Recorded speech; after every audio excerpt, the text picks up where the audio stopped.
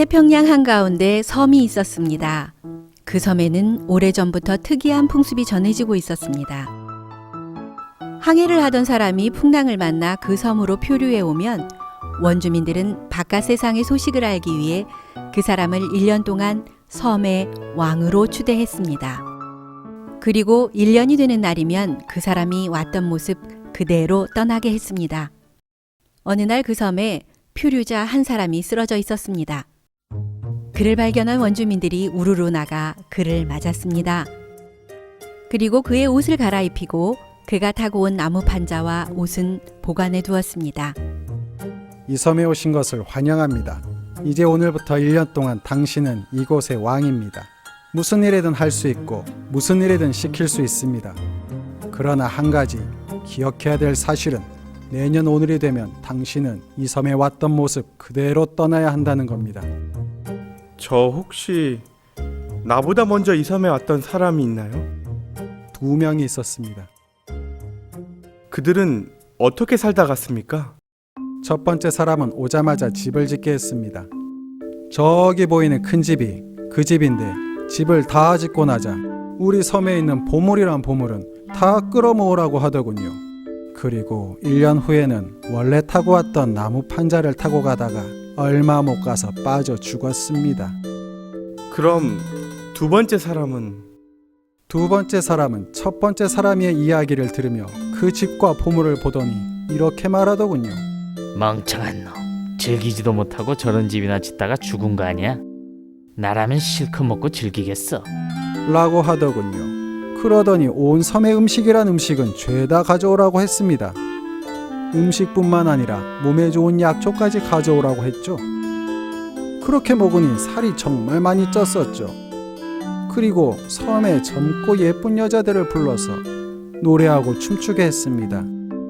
그런데 그 사람이 우리 섬에 도착했을 때 헤엄쳐서 왔었는데 그렇게 뚱뚱한 몸으로 헤엄을 쳐서 얼마나 갔겠습니까? 그 사람도 얼마 못 가서 물에 빠져 죽었습니다. 이제 우리 섬에 도착한 세 번째 사람이 바로 당신입니다. 자, 당신은 이 1년을 어떻게 보내실 겁니까? 이야기를 듣고 나서 깊은 생각에 잠기더니 이렇게 말했습니다. 우선 내가 섬을 한번 구경하겠습니다. 세 번째 사람은 섬에서 가장 높은 곳으로 올라갔습니다. 섬 주위를 둘러보니 저 멀리로 조그마한 섬 하나가 보였습니다. 저게 뭐죠? 그냥 아무도 살지 않는 무인도입니다. 그 이야기를 들은 세 번째 표류자는 원주민들에게 지시했습니다. 자, 여러분, 이제부터 저 섬에 가서 먼저 우물을 파도록 하세요. 그리고 그곳에 집을 짓도록 하세요. 집 주위로는 온갖 과일나무와 꽃나무를 심도록 하시고요. 그리고 밭을 일궈서 채소를 심고 개와 닭을 갖다 놓도록 하세요.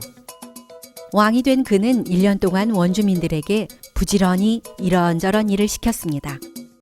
그렇게 1년이 지났습니다. 이제 그도 타고 왔던 나무 판자 조각을 타고 다시 떠나야 하는 날이 왔습니다. 그동안 참 고마웠습니다. 여러분들의 은혜는 영원히 잊지 않겠습니다. 그럼 세 번째 사람은 자신이 1년 동안 만들어 놓은 집이 있는 섬을 향해 떠났습니다. 그리고 그 섬에서 편안하게 몇 달을 살다가 그 섬 곁을 지나던 배에 구조되어 무사히 고향으로 돌아갔습니다. 우리가 이 땅에서 영원히 사는 것이 아니라면 우리는 세 번째 표류자와 같은 지혜가 필요합니다. 세 번째 표류자는 자기보다 먼저 그 섬에 왔던 사람들의 삶과 결말을 들었습니다. 그는 자신이 떠나야 하는 섬에는 아무것도 투자하지 않았습니다. 왜냐하면 세 번째 표류자는 자신이 돌아갈 곳을 정확하게 알았기 때문입니다.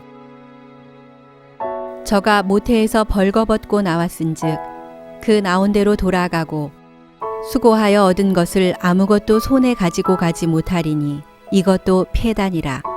어떻게 왔든지 그대로 가리니 바람을 잡으려는 수고가 저에게 무엇이 유익하랴.